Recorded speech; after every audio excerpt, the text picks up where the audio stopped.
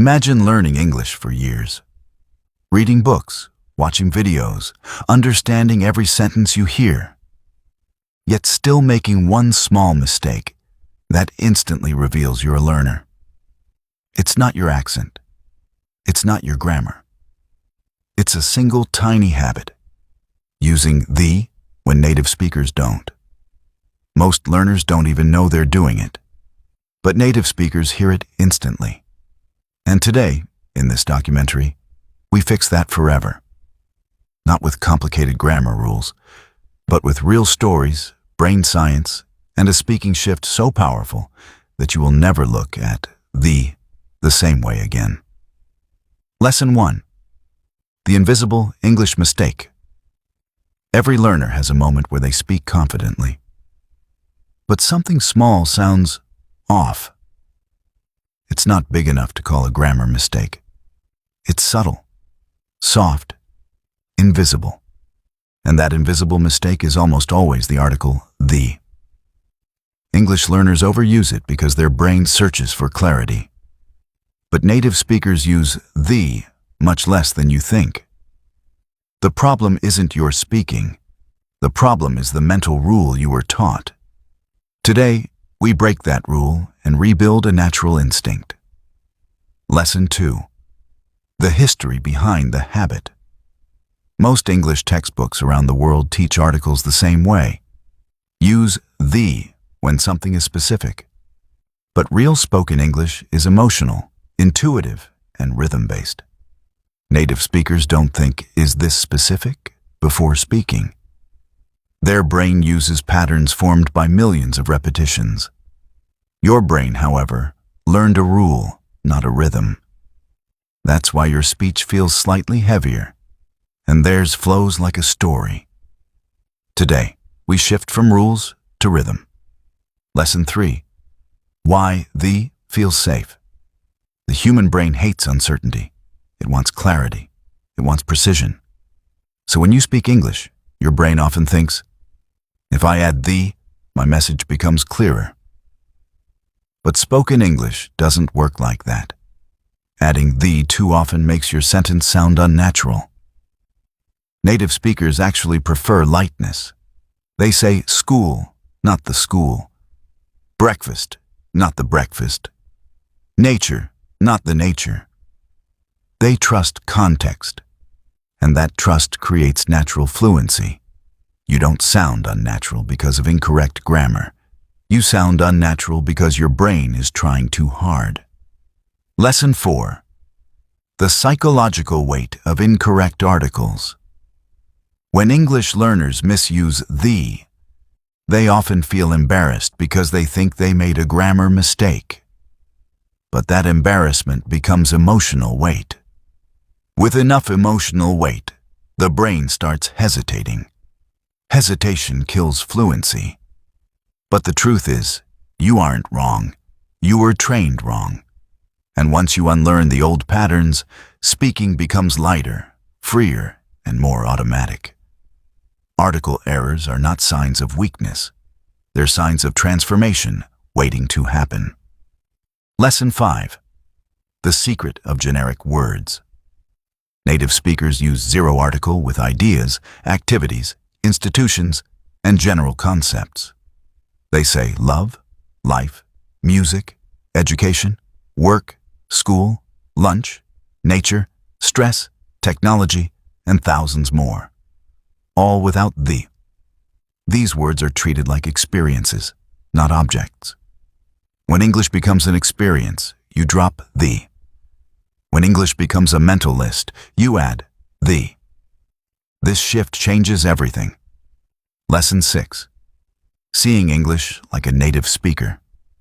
When native speakers talk about something as a general idea, they remove articles completely. They don't say the happiness, they say happiness. They don't say the success, they say success. They remove anything that doesn't carry emotional weight. English becomes simple, clean, direct.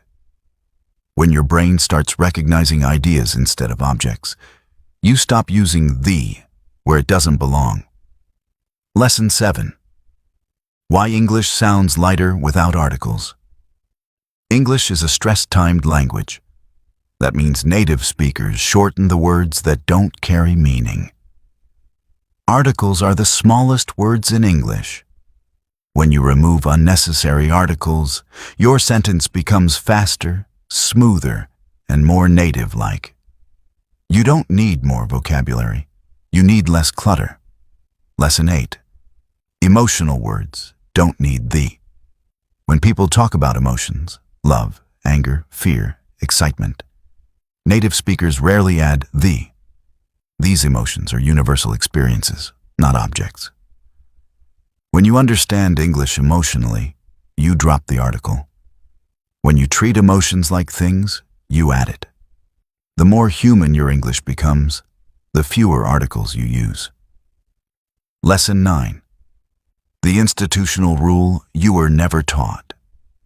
One of the biggest differences between native speakers and learners is this. Institutions lose the article when used for their purpose. You go to school to study. You go to church to pray. You go to bed to sleep. You go to hospital in the UK for treatment. You go to college for education. Institutions are not objects. They are experiences. And experiences don't need the. Lesson 10. Why your teacher never explained this. Most teachers learned English through the same textbooks you did. They weren't trained in natural spoken English patterns. They were trained in rule-based grammar. That's why the more you study traditional grammar, the more unnatural your speaking becomes. Today, you enter the path of real English, the English of instinct, rhythm, and emotion. Lesson 11. There is a quiet truth in language learning that no teacher tells you on the first day. Fluency grows where fear ends. Many learners keep adding the before common words because they are afraid their sentences might sound incomplete. They fear sounding wrong, so they overcorrect. But the irony is that simplicity often feels more natural to native speakers. Think of the word life. People don't say the life is beautiful when speaking generally. They say life is beautiful. When you drop the, your sentence becomes universal, not limited. This shift is small, but it changes the emotional tone of your English. It gives your voice freedom. And once you experience that freedom, you won't want to return to the old habit. Lesson 12. Let's step into a real story of a young factory worker from a small rural town. He understood English well. He watched movies without subtitles, laughed at jokes, even cried at emotional scenes. But when he tried speaking, he froze. His sentences felt heavy, stuck, unnatural. Every time he tried expressing himself, he would say things like, "The hunger is real, the love is painful, the happiness is rare." And people didn't understand why it sounded strange. Then one day, he learned that certain concepts in English work like universal truths, not objects. Hunger, love, happiness. These don't need the unless we're identifying something specific. When he removed the unnecessary article, his English suddenly opened like a window, letting fresh air in. That moment changed not just his speech, it changed his confidence. He realized he wasn't broken. He simply needed clarity. Lesson 13. Now imagine another learner, a college student who moved to a city where English fills every street sign, every store board, every conversation. She felt surrounded by the language, yet disconnected from it. She tried speaking to a friend and said, "I'm learning to trust the love." Her friend smiled gently and told her, "You don't need the love unless you mean a specific love." It took her weeks to understand this emotionally. But when she did, she felt something awaken inside her. She realized English wasn't trying to confuse her. It was inviting her into a new way of thinking. Removing the isn't about grammar. It's about shifting from thinking of concepts as objects to feeling them as experiences. Lesson 14. One of the most surprising words that rarely needs the is music. Music is a universal experience, not an object sitting on a table. That's why native speakers say, "I love music," not "I love the music," unless they are pointing to a specific song playing right now. When you say the music unnecessarily, you create distance. When you say music, you become part of a global feeling. And that's what English really is. A way to connect, to share emotion, to express something personal in a way others instantly understand. Lesson 15. Let's take a deeper emotional turn. Think about the words freedom, hope, change, faith, courage. These are not physical items. They are forces. They live in people, in moments, in decisions. And forces don't need the. Someone once said, "Courage is not the absence of fear." Not, the courage is not the absence of fear. When you remove the, your sentence steps into the world of meaning, not limitation. You are no longer describing a single example. You are expressing a universal truth. This is where your English begins to sound alive. Lesson 16. Sometimes the hardest part is unlearning. You don't need to fight your old habits. You only need to replace them with new clarity. And one of the clearest patterns in English is this. When we talk about everyday routines, we drop the. Native speakers say, "I'm going to school. She is at work. He left for college. We wake up early." Not the school, the work, the college, unless pointing to a specific one. If you want your English to flow with natural movement, start feeling these phrases instead of memorizing them. Fluency grows from familiarity, not force. Lesson 17. Let us travel into a story from an immigrant family living in the heart of a big American city. The father worked long hours, the mother balanced jobs, and the child absorbed English everywhere, at school, on buses, in fast food restaurants. He understood everything. But when speaking, he said things like, "The childhood was hard, the time moves fast, the success is coming." His teachers corrected him gently, but he never understood why this was wrong. Years later, he learned that abstract experiences like childhood, time, and success don't take the in general statements. That moment gave him power. Not grammar power, life power. Because speaking clearly helped him express himself with pride. And when you can express yourself, you begin to exist more fully in the world. Lesson 18. Let's reflect on something simple but transformative. English doesn't use the four ideas that are open and shared by everyone. Words like history, science, technology, art, and education stand on their own when we speak generally. You don't need barriers around them. When you say the art, it limits meaning. But when you say art, you speak about creation itself. When you say education, you talk about an entire system, not just one classroom. When you say history, you open a window to time. This is the shift that takes your English from structural to emotional. Lesson 19. There's a subtle confidence that comes when you stop overusing articles. Your voice sounds clearer. Your sentences feel lighter. You speak with ease rather than hesitation. Every native speaker uses this simplicity without thinking. And soon, you will too. As your brain begins to notice which words stand alone, you'll start catching yourself automatically correcting your sentences. Not because someone taught you a rule, but because you can finally feel what sounds natural. Lesson 20. Now close your eyes for a moment and imagine yourself a few months from now. You are speaking English with someone in a store or at a college campus or during a job interview.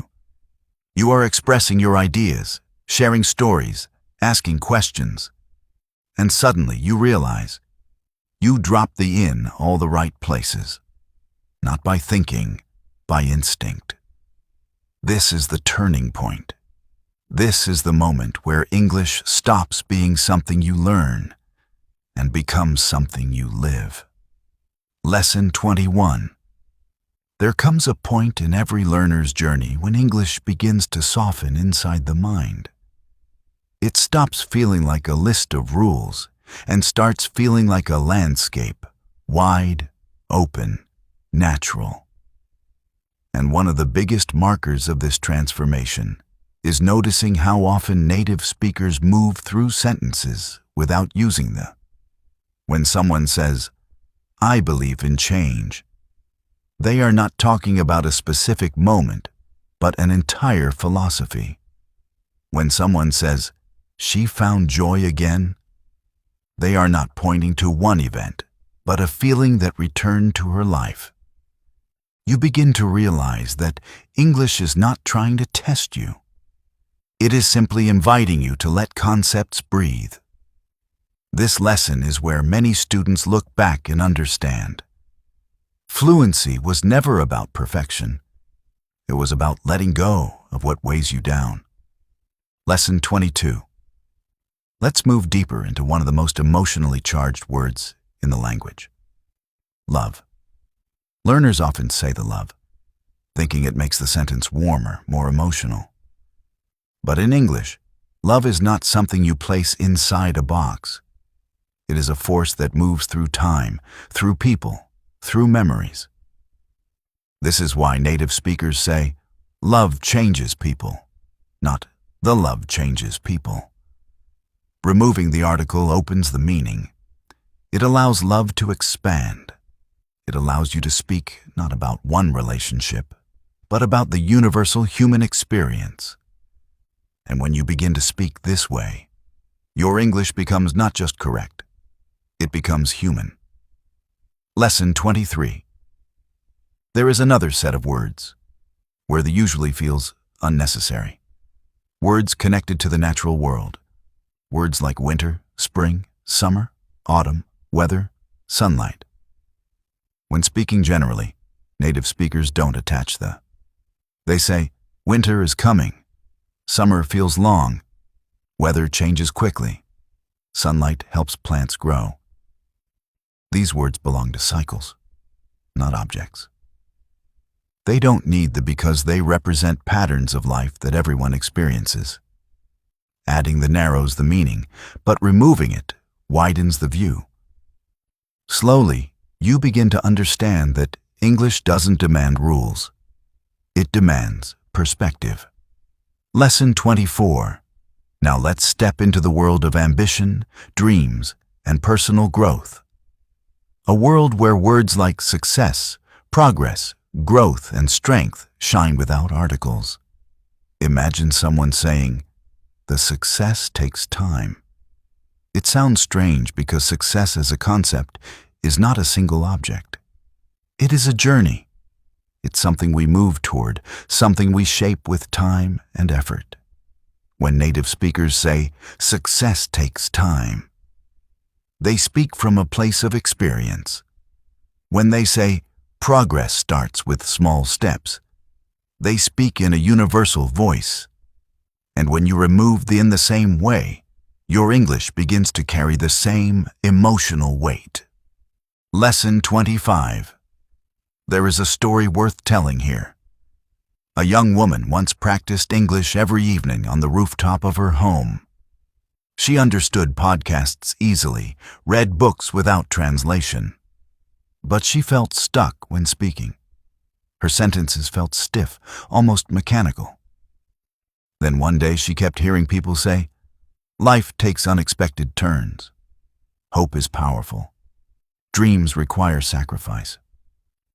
None of these sentences used "the," And suddenly she realized that she was attaching the to emotions and life concepts because she didn't trust herself.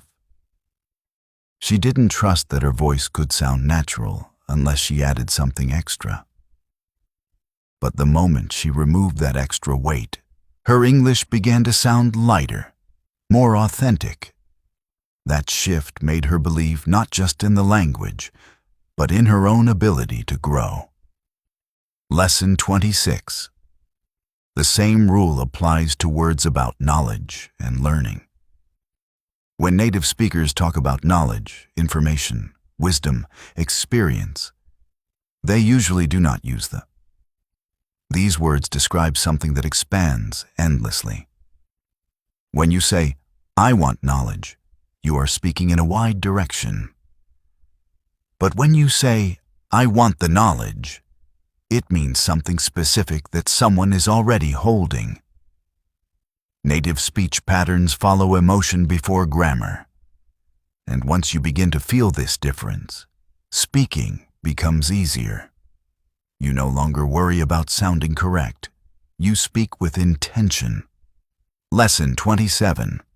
Let's explore one of the most important words in modern life: technology. English learners often say the technology is fast, but native speakers simply say, technology is changing fast. They are not talking about a specific device or invention. They are talking about the concept itself, the movement, the growth, the energy of innovation.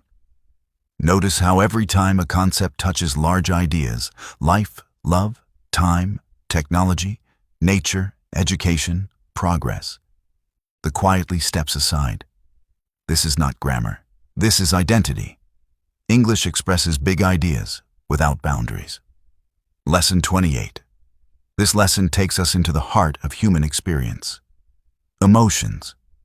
Words like anger, fear, joy, sadness, peace, and strength rarely need the unless referring to a specific moment.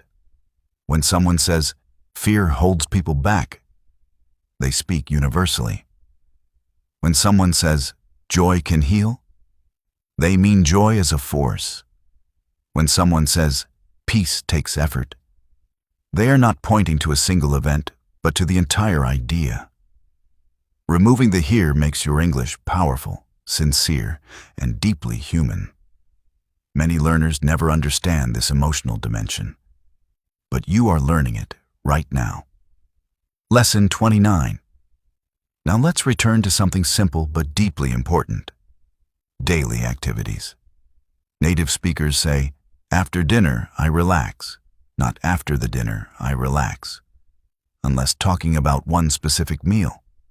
They say, "We have class today," not "We have the class today," unless they are referring to a particular class. They say, "Kids love school," not "Kids love the school," unless they mean a particular building. These patterns reveal something essential. English removes the when the meaning is general, because general ideas flow naturally. You are not learning rules anymore. You are learning rhythm. Lesson 30. This is the moment where your English journey takes a turn toward mastery. You've walked through stories, emotions, concepts, and universal truths. You've seen how ideas breathe more easily when you remove unnecessary articles. And now you stand at the gateway of natural fluency. Imagine yourself speaking without hesitation, without overthinking, without fear. Imagine your sentences flowing effortlessly because you understand not just the language, but the heart behind it. Removing the "at the right moments" is not a grammar trick. It is an opening, a release, a step into a more confident version of yourself. And now you are ready for the world. Lesson 31. There is a unique moment in every learner's life where the language suddenly feels different, not easier, not harder, but clearer. You begin to hear the shape of English, not just the sound. You notice how native speakers glide through sentences with a natural rhythm, dropping the where you once believed it must exist.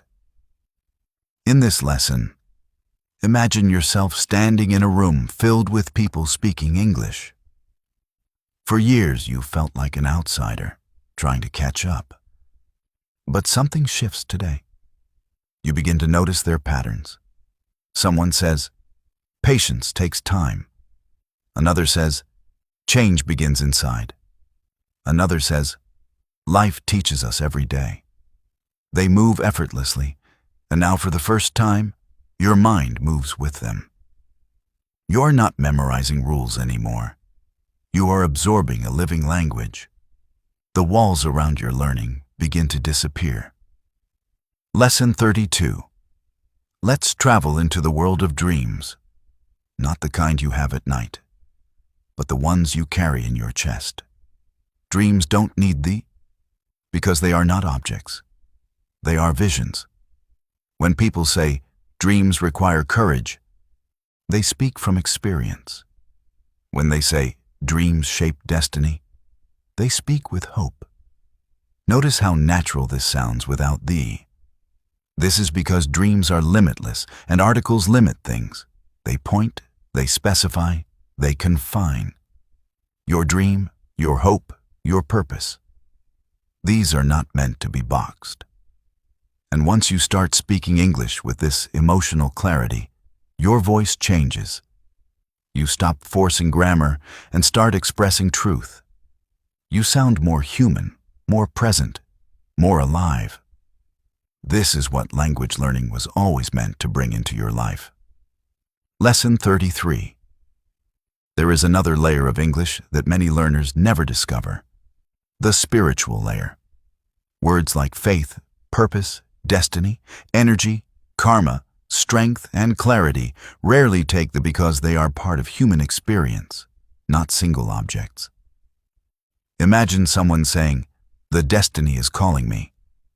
It feels unnatural because destiny isn't a single item, it's a path. The moment you remove the, everything shifts. Destiny is calling me. The entire sentence feels open, powerful, meaningful. Many learners believe fluency lives in vocabulary lists or grammar charts. But true fluency lives in understanding how English mirrors life. Big ideas do not like small cages. And you are learning to speak not like someone following a rule book, but like someone expressing a soul-level truth.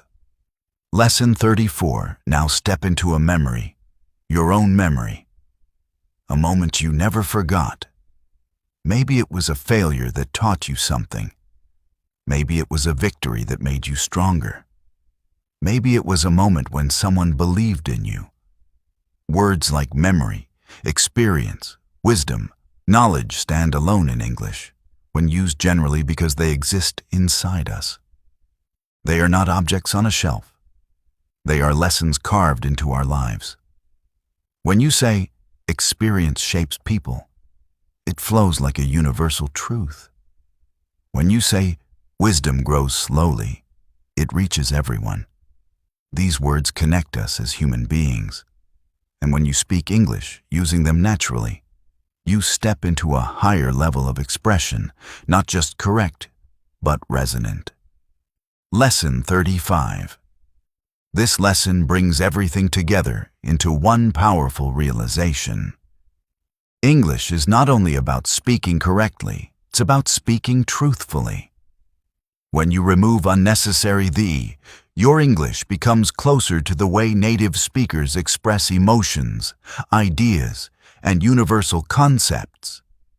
It becomes lighter, more natural, more confident.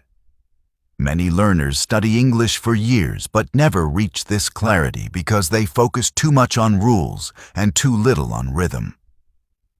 But you, right now, are stepping into a new form of fluency. You're learning to feel English.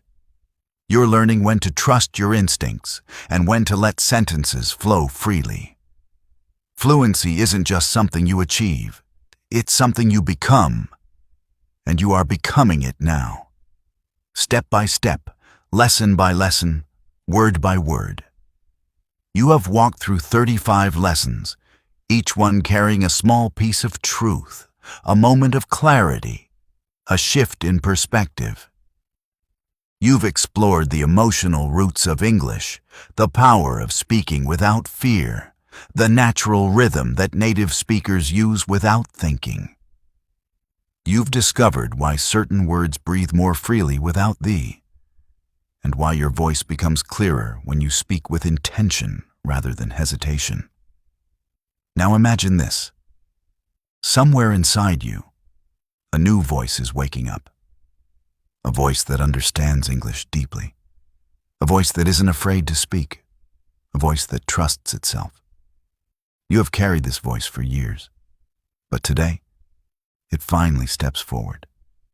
From this moment on, whenever you speak English, let it be from this new place, a place of clarity, a place of confidence, a place where you are no longer learning English, you are living it. If you understand English but couldn't speak before, now is the moment everything changes. Speak, even if your voice shakes. Speak, even if the sentence isn't perfect. Speak. Because fluency doesn't come from waiting, it comes from moving. And you are ready. Your journey begins now.